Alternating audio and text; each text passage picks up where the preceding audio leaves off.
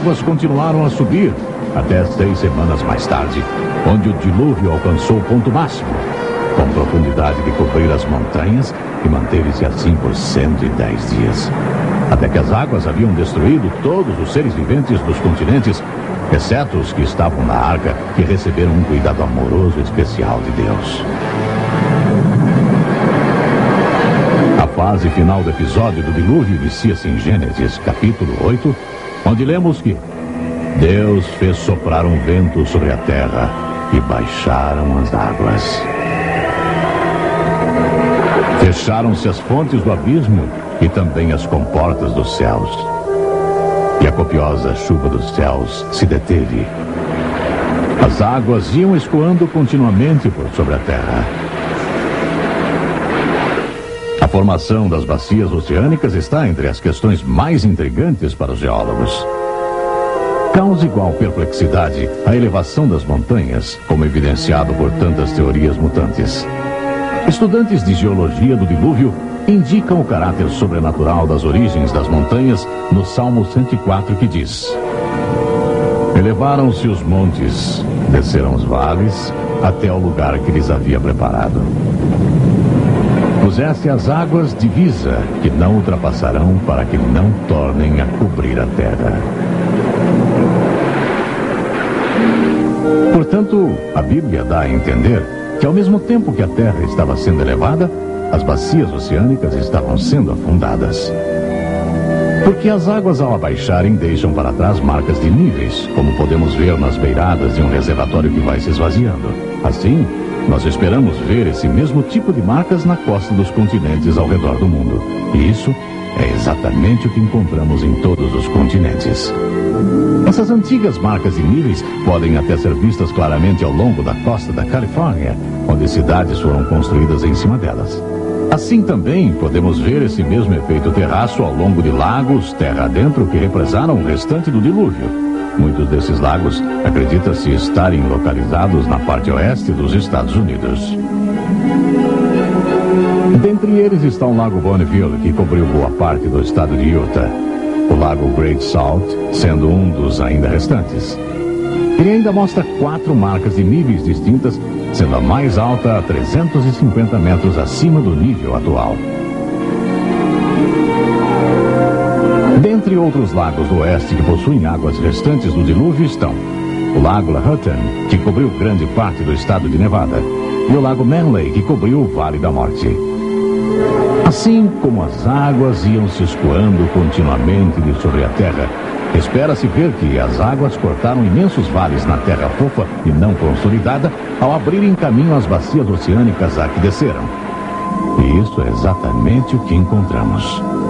Praticamente todos os vales de rios são mais fundos e mais largos do que os seus sistemas atuais necessitam, indicando que uma vez carregaram muito maior volume de águas. Na verdade, a maior parte da terra está coberta com água do dilúvio. Mais de 70% da superfície da terra está submersa a uma média de 3 quilômetros de profundidade. E em certa parte do Oceano Pacífico, a média de quase 12 quilômetros de profundidade. Também existe muita água armazenada na forma de imensos continentes de gelo no Polo Norte e Sul. O dilúvio deixou suas digitais inapagáveis na formação geológica do nosso planeta. Por toda parte nós vemos camadas após camadas de sedimentação depositadas pela ação selecionadora das águas em movimento. Também encontramos camadas intercaladas de sedimentação e leitos de fósseis. Nós, na verdade, vivemos num vasto cemitério de fósseis. Esses fósseis parecem ter sido formados pelo sepultamento repentino de um tremendo dilúvio que evitou uma rápida deterioração e decomposição em que os minerais reconstituíram suas estruturas celulares. Nossos vastos depósitos de óleo, gás natural e carvão são chamados de combustíveis fossilizados. Evidências indicam que eles são restos carbonizados de grandes massas de plantas e animais marinhos que foram varridos e rapidamente sepultados por toneladas de sedimentos.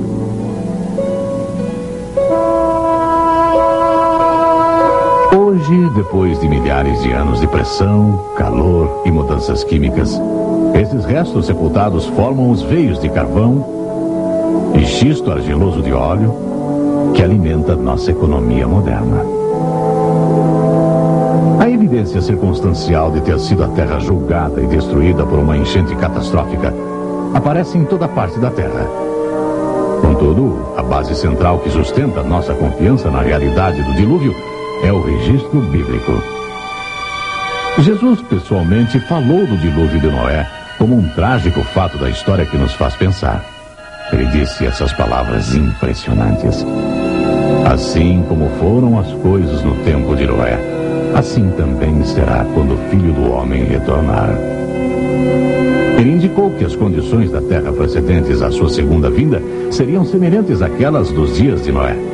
E realmente, quando nos voltamos a Gênesis, capítulo 6, e lemos sobre as condições do mundo antes do dilúvio, parece que estamos lendo as manchetes de hoje. E viu Deus que a maldade do homem era grande sobre a terra.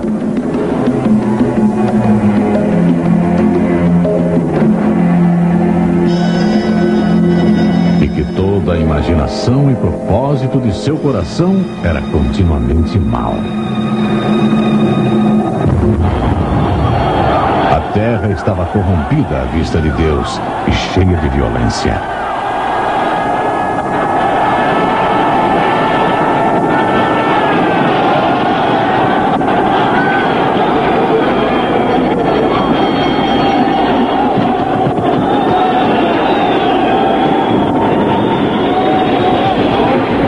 Essas condições morais trarão julgamento sobre o mundo moderno, assim como fizeram no mundo antigo. Em 2 Pedro, lemos que nos últimos dias, os homens irão negar que o mundo foi criado sobrenaturalmente por Deus. Eles irão negar que já houve uma enchente global, como a descrita na Bíblia.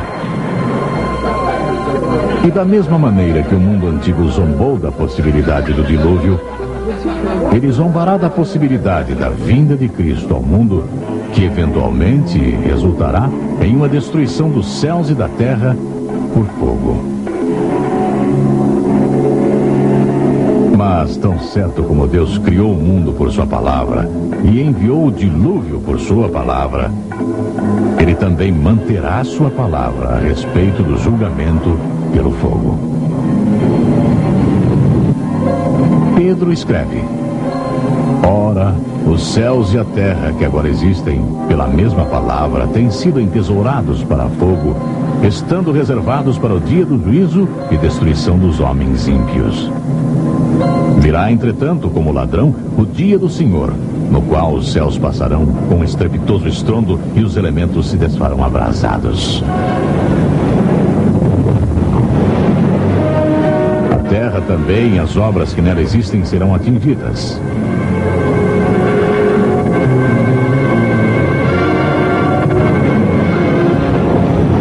Mas Deus não se alegra em julgar. Pedro escreve: Ele é paciente para conosco, não querendo que nenhum pereça, mas que todos alcancem ao arrependimento. Nos dias de Noé, Deus avisou o homem amplamente que iria mandar um dilúvio.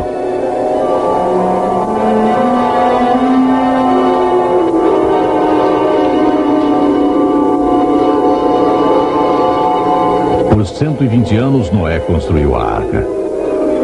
Por todos esses anos, Noé foi o pregador de justiça de Deus, sempre lembrando o mundo antigo que Deus iria cumprir sua palavra. Lembre-se, o Deus que disse a Noé como sobreviver ao dilúvio, tem nos contado na Bíblia como sobreviver à sua ira, para nos achegarmos por fé, o tipo de fé que resulta em obediência a Deus. Nenhum de nós obedece seus mandamentos completamente. Somos todos pecadores e merecedores do julgamento de Deus. Porém, na cruz do Calvário, Jesus Cristo sofreu o julgamento de Deus pelos pecados de toda a humanidade. O próprio Criador morreu pelos pecados do homem que Ele criou. Jesus disse: todo aquele que ouvir minha palavra e acreditar em quem me enviou, tem vida eterna e não será condenado, Ele atravessou da morte para a vida. A fé implícita de Noé em seu Deus o salvou e pode te salvar. Foi a fé que Noé teve que o levou a obedecer às instruções de Deus para construir